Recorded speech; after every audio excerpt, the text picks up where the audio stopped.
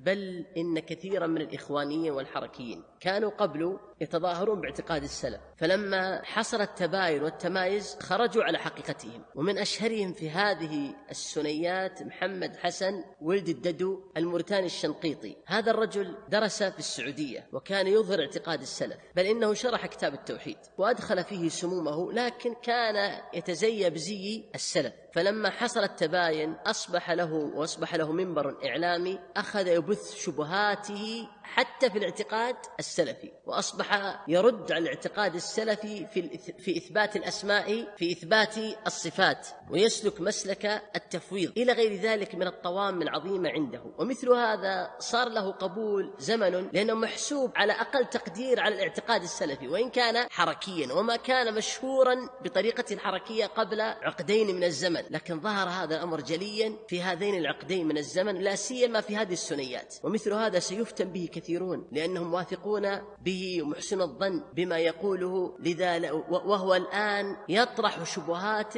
لا بد أن يتصدى لها أهل السنة بالبينة والبرهان.